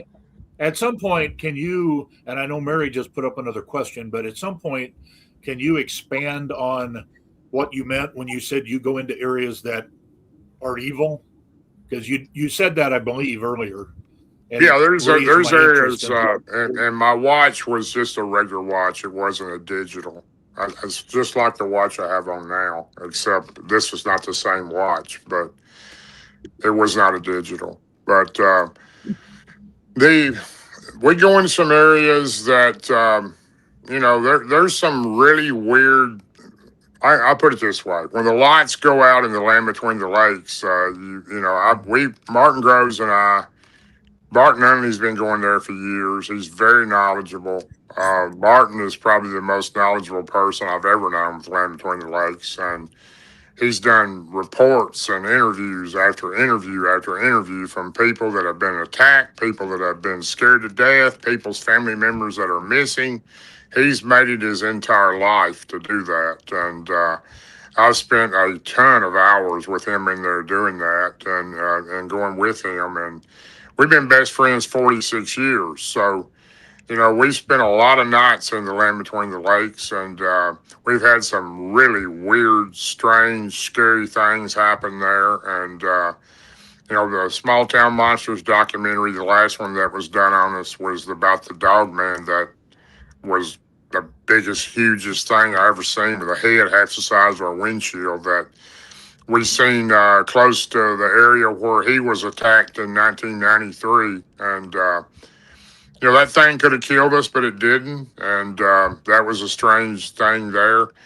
There's a lot of evil spots in there. I can't relate and say the name of the location because I just don't do that. Our team has been in some areas there that we don't frequent often because we know that we're not welcome there, and it's not Bigfoot. It may be connected to some of the dogmen type creatures that live there. There are also crawlers, or what we call, that's what we call them. Some people call them rakes.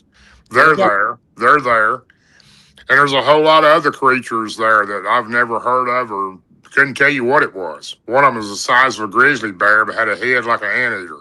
So I don't know what it is, but there's a lot of weird things there, and I do believe that is a bloody ground. Um, all those people were forced out of their homes and off their farms after living there for centuries, hundreds of years. Inherited that land, and the Tennessee Valley Authority came in and built a dam, and most of those people didn't want to leave. They wanted to stay there. That area at that time was called the land between the rivers, and those people didn't want to leave, and they flooded them while they were in their homes, and a lot of people drowned. Homes were covered up. There's an entire city in the bottom of that lake completely covered up, including a high school. So there's hundreds of graveyards underwater.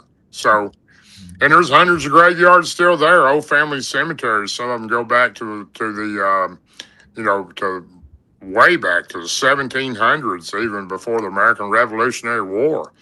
The French settlers first came there in the 1700s, and the American Indian told them, this is not a place that you frequent at night, because the Rougarou is here. That's what they called it. And there was a dog man type creature in that time before any of us, and it would kill animals and attack people. So I don't know if it was one of them or 20 of them or two of them, but I just know that they knew about it. The American native did, and the French settlers did. So, well, the story you're telling there is very similar to obviously Fontana was a much bigger dam and the lakes that were created, but the Kinzua Reservoir up in Pennsylvania, where Mary and I go in north, what do you call that? Northwest, I guess, Pennsylvania. But that was kind of the same deal. They built the dam and flooded it out, and the natives actually put a curse on that. And they have the same sort of thing there. There's a lot of Bigfoot, a lot of dogman, a lot of creatures that people aren't sure what they are. Very similar to what you're describing. Yep.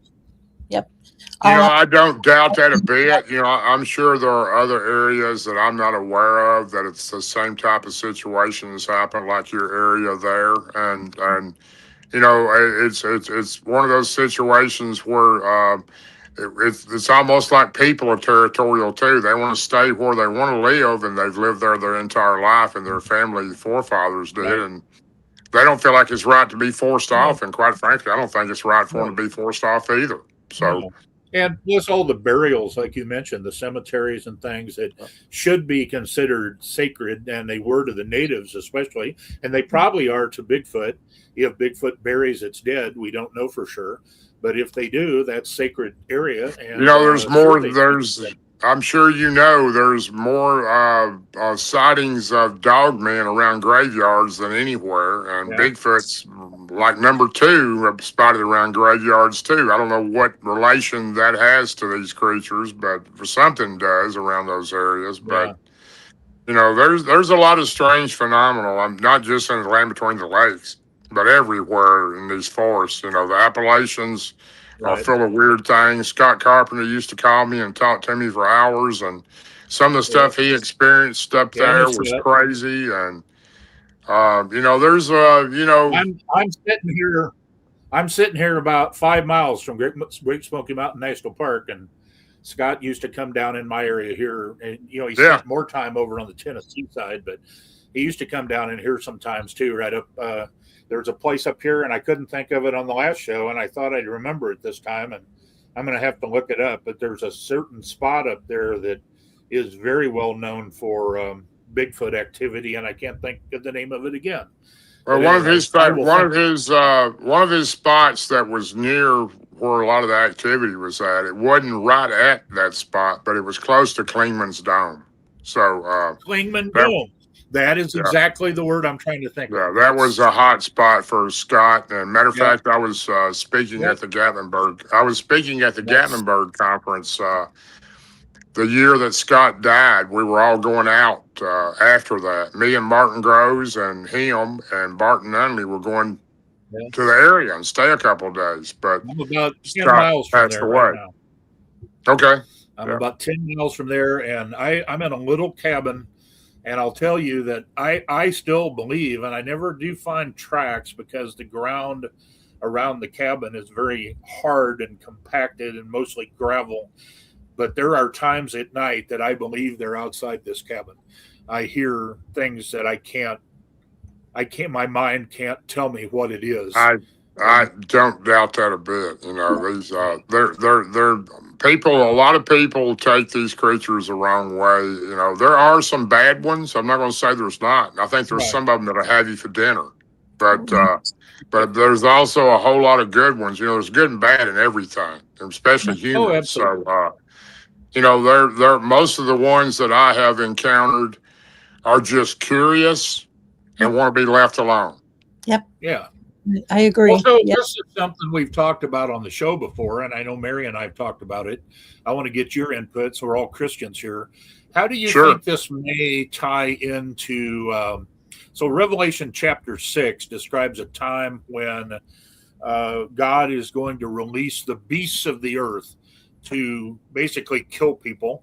And I know Mary has had an encounter with the shofar when Kunbo blew it, and it almost was like the beasts of the earth were being summoned. And I'm just curious what your take on all that is and what you think, if it all ties together or not. I 100% believe what the scripture says. So, I mean, I think when that time comes, that will happen. Now, the shofar, you know, Martin Groves has a shofar. We found one of the right ones. There's only one shofar that really works to do that, a certain type. And I couldn't tell you the actual terminology of the type it is, but we researched it and he found one. And you got to know how to blow that thing. If you don't blow that thing correctly, you don't know what you're blowing in. So I would suggest people that think they can grab a shofar and go out and start blowing it better reconsider that.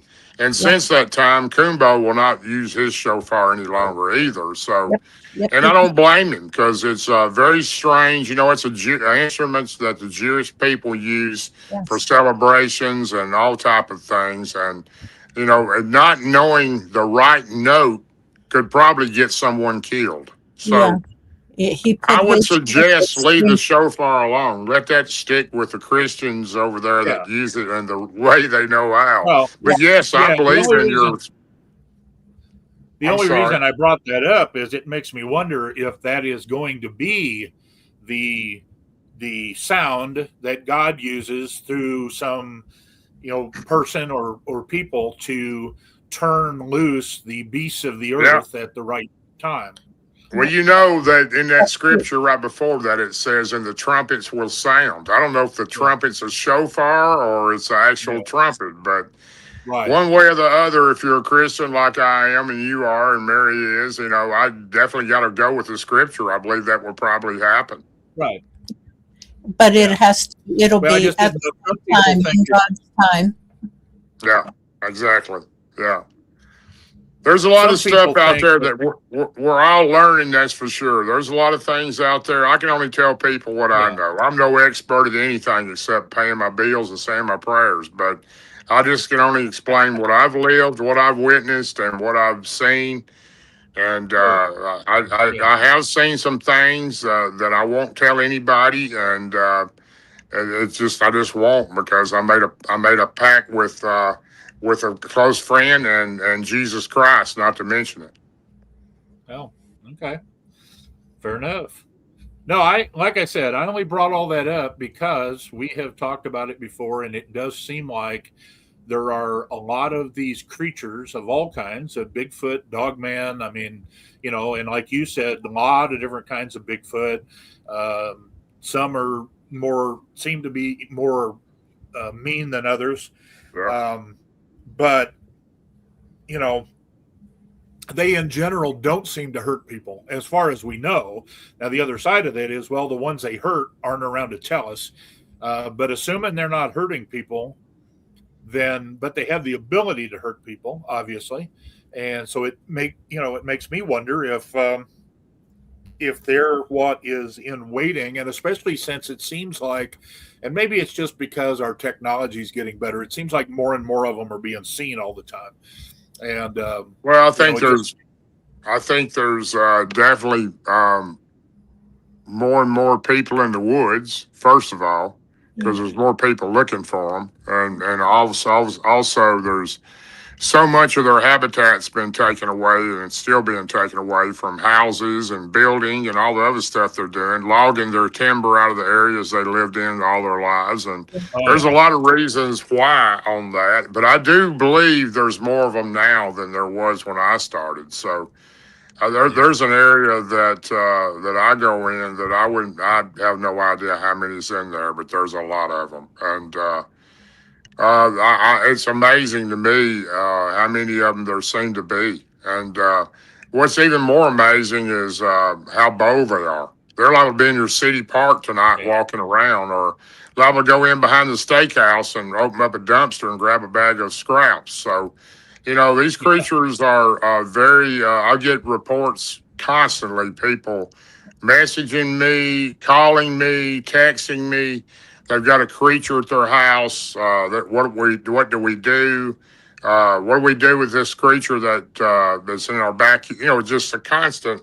There's so many people that are having encounters with these creatures more than ever, and they seem to be a little bolder than they once were, and not quite as scared as they once were, and that may be a good thing and a bad thing altogether. So there's a lot of people that really can't handle the fact that these creatures are real anyway. So your average person, it's just like the national parks. Look how many people are missing in the national parks.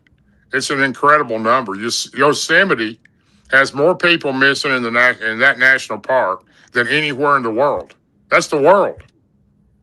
Yosemite National Park has more people missing than any other place in the world. Right behind them, I think. Yeah. There's a lot of them missing here. And you talk about Clingman's Dome.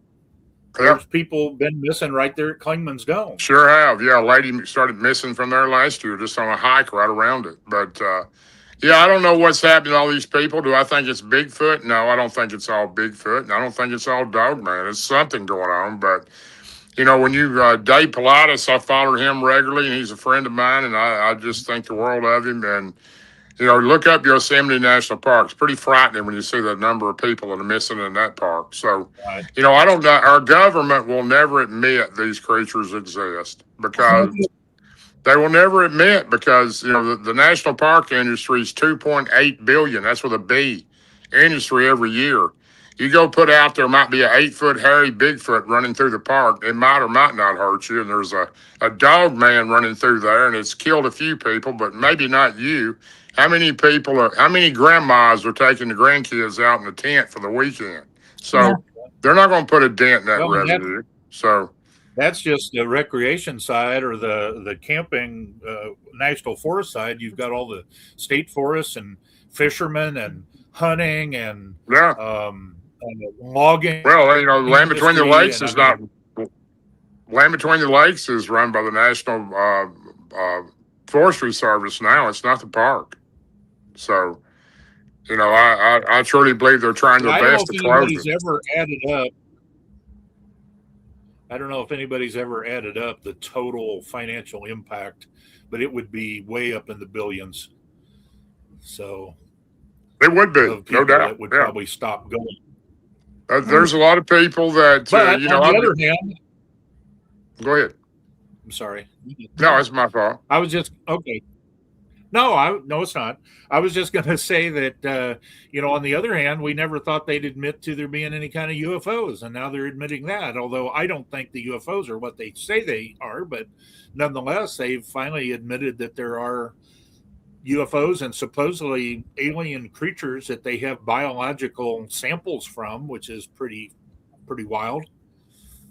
Yeah, that's one area that I don't personally. I've never seen an alien, and I've seen a UFO, I believe, a few times in the sky, but I really don't know a lot about that. And I do believe they exist, and I believe they're here now. So there's too many credible people that have seen them and experienced them. So why wouldn't they? So, right? Why wouldn't it be real? After the things I've seen the last 30 years, if they called me up and said there was a pterodactyl flying around New York City, I'd probably say, what street is it on? So, I think Right. anything possible now. I just some of this stuff I've seen just doesn't make any sense. It's absolutely crazy, some of the stuff that exists. And I was raised to believe there wasn't such thing as monsters. And I don't know what all this is. People tell me all the time the veil is closing. I don't know what's closing or opening, but I can tell you this much: the woods are full of plenty of things that some people don't want to see. Yeah, I agree. I agree. And I don't think that that the government will come clean about Bigfoot. And as for aliens, I think it'll only be limited information. That they'll never come out completely. I With, agree, Mary. That the funny Well, I thing about really, that and the national parks is kind of funny because back in, I don't know, 2015 or 16, me and my team spent 10 nights in the Pikes Peak National Park up yep, in Colorado. yep. And I was just completely laughing. I couldn't stop laughing. I went around this bend and we found a highway. We were crossing over into another area that we were researching. Mhm. And there's a sign standing there, a metal park sign that says, "Watch for Bigfoot," and breaks down all these things about what Bigfoot is and what it could be and to be careful around these creatures. And I'm thinking, they don't admit they're real, but we've got a sign in the national park telling us to watch out for them. So it's pretty, Yes. it's yeah. pretty crazy how all that works. It really Yeah. is. So Yeah. I was talking to somebody here just recently, and they were saying that they had reported one that they had seen a Bigfoot in a national park, one of the national parks, and they reported it. And the first thing was the ranger that they were talking to said, "Oh no, there's nothing like that here." And they said, "Well, if I see it again, I'm going to kill it." And they said, "Oh, if you see it, don't shoot it." And they were like, "Well, if it's not there, how am I going to shoot it?" yeah, I understand. I It was really almost do. like they admitted it was there. Yep. Maybe Are was you, that on are our you, show the other night, Mary? I What's can't that? remember who told me that, but it was recent. Oh, yeah, that Somebody was recently told me that. that was Nick. Was that Nick Markowitz. Yeah. it was on our show? Yeah, Yeah. yeah. It's like, well, if it's not real, how can I shoot it? But they said don't shoot it. Yep. Yep. I Yeah, think that was that's Nick funny. Markowitz from last week. well, there's I think the possibilities of endless creatures out in our national parks and our forests, or even on your own property behind your house. These things are everywhere. They don't have boundaries. So, Oh, definitely. Yeah, I get but, reports from almost into the city. oh Uh, yeah. quite a few reports. So yeah, no, I know. I was at the Maryville, Pennsylvania, festival last weekend, and I just really loved that. That was the most fun festival I've ever been at, or conference, whatever you like to call it. And I had a 90-something. I think she told me she was 90 and her husband was 92, and they were coming to my table, and they knew me, and I was so happy to talk to them. They were just super nice people. They lived a mile from where I was at. And they live in a camper, a nice camper parked, and they've lived there 3 years, and they've got 3 Bigfoot that come close to their camper on a regular basis, and one of them is big. They were telling me one of them's a little bit shorter than the big one, then one of them's real little. I said, "Well, you've got a family that live close to you there." He said, "We see them all the time, and our neighbor thought we were crazy. And then they seen them the other day, and now they won't even talk to us." And I said, "Well, don't let anybody make you feel that way because they're real." So they'd never Did they, seen one till just a little over a year ago. They see these on a regular basis. did they happen to mention what colors they were by any chance? They did, and they were a dark brown. Okay. Yeah, yeah. Was there a black one there also, or? She mentioned a brown one that she sees mostly. Now, there could have been a black one, but she mentioned brown for the one she sees mostly. So, you know, Yeah, it's funny. I've seen a lot of them, and I've never seen anything but black or gray. yeah. That's the only color I've ever seen, those two Yeah. colors. Our So, our research area is around that area, and there's a big black one. He's about 8 foot tall. There's a smaller, like a rust color, brown rust color, and there may also be a white one. We're not quite sure. That one was only seen once, but Was that the one you scared with the golf club, made it turn white?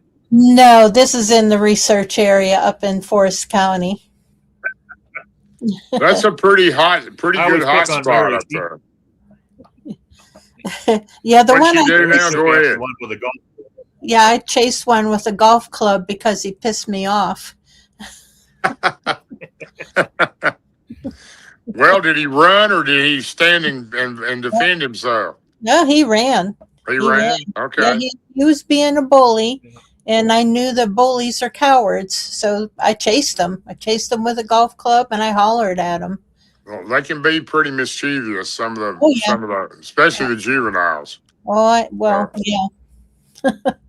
How well I know. Yes. I had probably the nicest sleeping bag I ever had. I used to have a team of 6 members that just investigated areas around Tennessee that we got calls on, and we would split up. There was 2 teams. My team with 2 people, and another team with 3. And we were so busy on the weekend going out to these spots, all the people that were calling us. And I had 2 juveniles that actually peed on my sleeping bag. Oh, And it ruined it. I could never get that out. oh goodness, no, you wouldn't be. I took it to the laundry numerous times and it wouldn't come out. Oh, So she's they're mischievous. That was on the Tennessee River. yeah. They were marking their They territory. definitely marked their territory while I was asleep. Yeah. Yuck. My goodness. Well, tell you what, it's almost 9:30, and I don't know. Are you in the east? Oh yeah, you're in New Jersey right now. Yeah, it's 9. It's about the same time you got. So Yeah. it's been nice being on. Thank you for having me, and I enjoyed talking with both of you.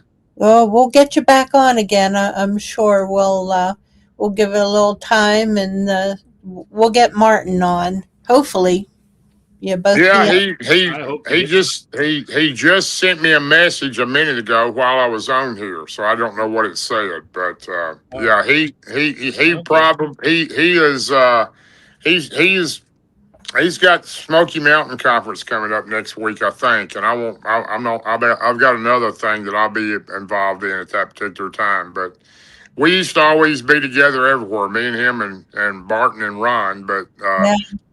this year we've kind of had to go a little bit of different direction. Ron's out in Washington doing a conference next weekend. And, Really, way out there. Wow. way out there, yeah.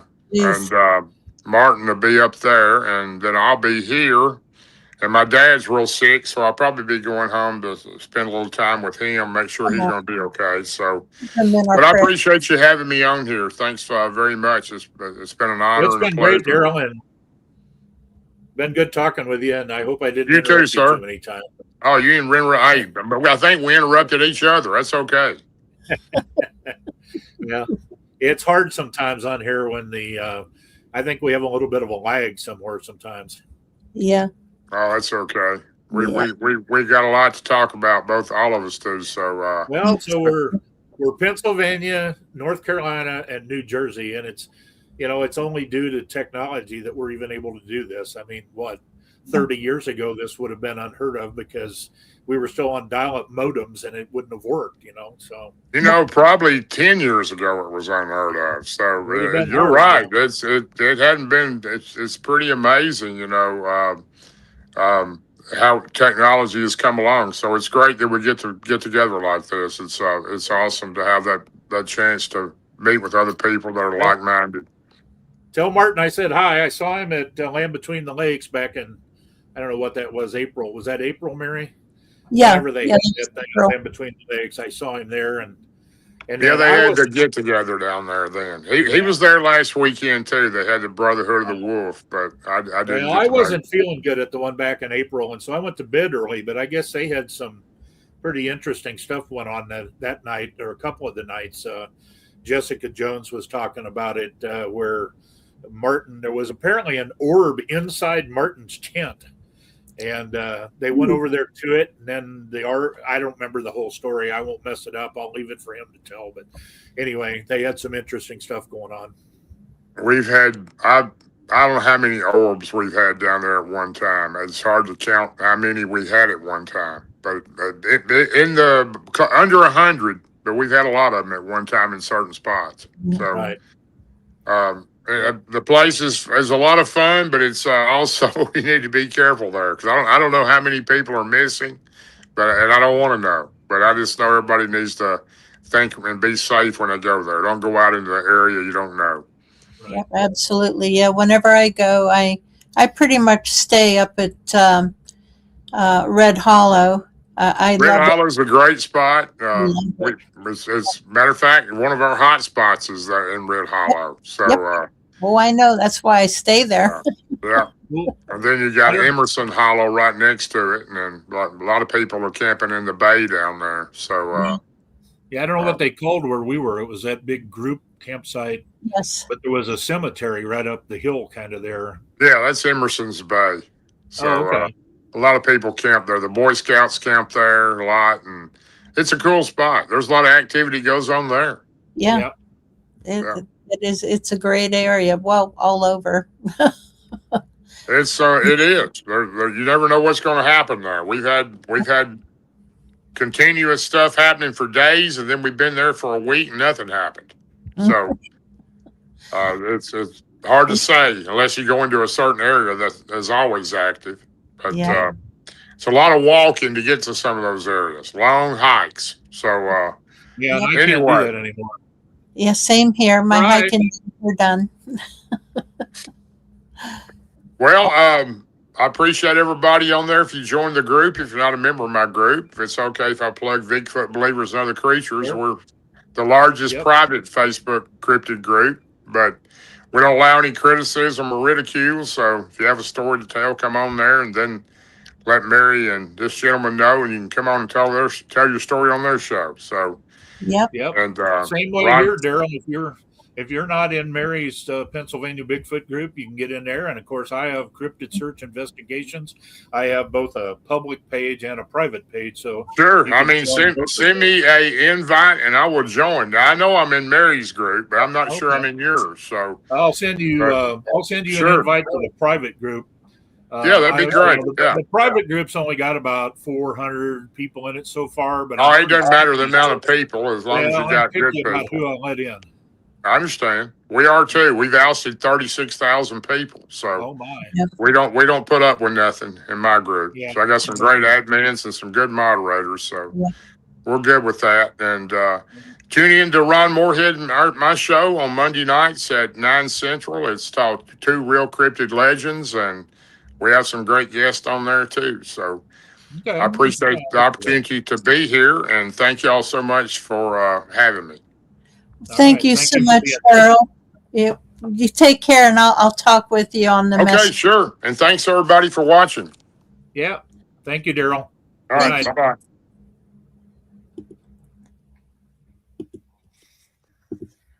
All right. So, Mark, it was a great show, and I'm sure that was only just a little bit of what Darrell, has to share with us.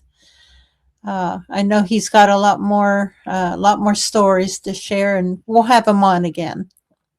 Yeah, that'd be great. But yeah, we'll try to arrange and get both Ron Moorhead and Martin Groves on at some point in time in the future. That'd be great. Yeah, they'd be good. And I've got a whole list of people that, like I said, I had Martin Groves on my list. I didn't think of Ron Moorhead even about because I don't know Ron. I've never met him, and I'm trying to stick with people I've met. And so that's who is. Let's see. Let me go on my calendar up here. We got to tell people what's coming up so they make sure they Yes. come back and bring their friends. So let's Yeah. see. Today is the 17th. So next 17th. week is Maxim Furyk. I don't know that person. Yeah, he's a paranormal investigator and author. He was also at the Forest County Bigfoot Festival. Okay. I've heard of him, and honestly, that's about it. But Okay. but let's But see he's Bigfoot. He's Bigfoot or paranormal. well, Bigfoot also. Okay. Bigfoot. All right. Well, then the goes- week after that, it's Scott and Sheila Granger. They'll be good. Yep. And then the week after that, on July 8th, is Dan Nadrello. Oh, that's right. Wait a minute now. Did I have my weeks mixed up there? Oh, I don't have Dan on yet. Yeah, he's on the 8th. You're right. Yes. Dan's on the 8th, and yeah, I got to get him in my calendar here. Yeah. So, yeah, and do you? Well, anyway, we'll talk. I'm putting him in right now before I forget. Yeah, July 15th and 22nd.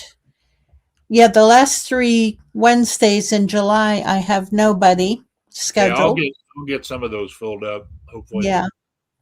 And August, all of August is free, but September, did I have, yeah, Stan Gordon.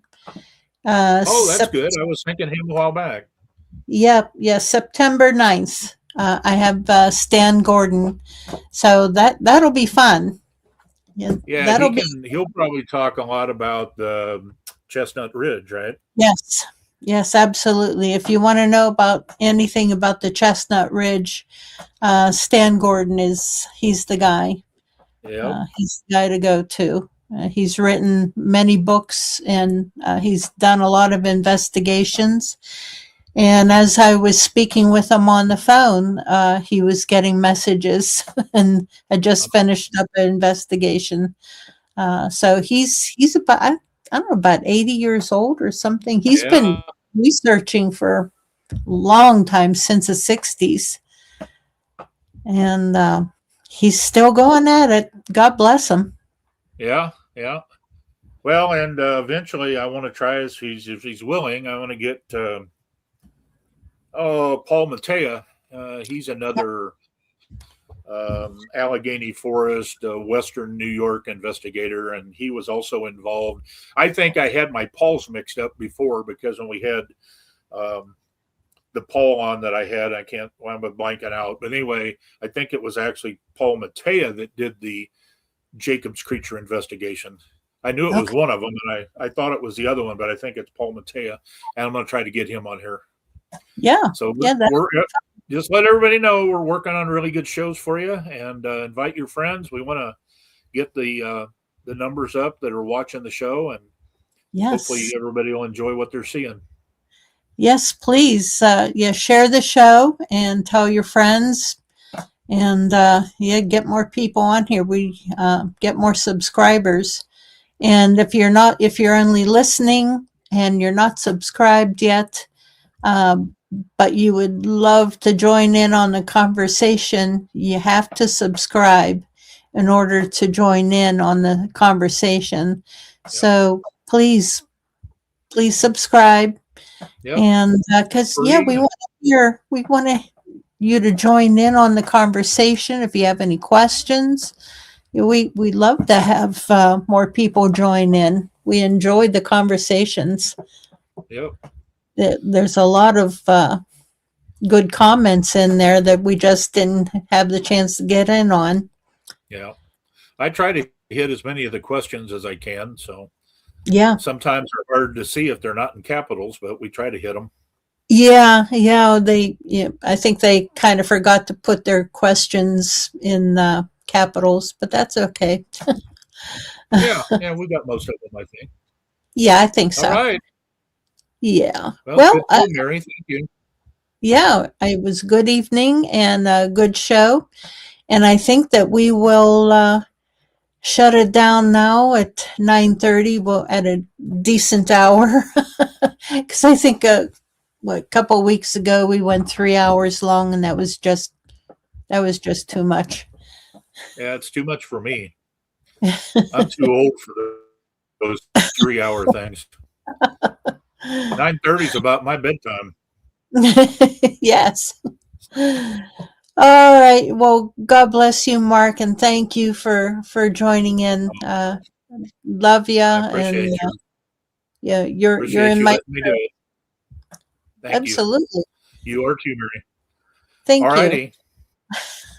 All right, and everyone, we'll see you next Wednesday, and yeah, please, Another bring great your show. good questions. Yeah, I think it's. I completely forgot already who was going to be.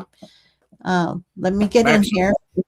Yes, Maxim Pure. Maxim. Yeah, so Yeah, please make sure that you come in. With Maxim. He's an author, investigator of paranormal, just not just paranormal, but Bigfoot, dogmen, ghosts, UFOs, everything. I think he's involved in just about everything and anything paranormal. So it should be a fun one there.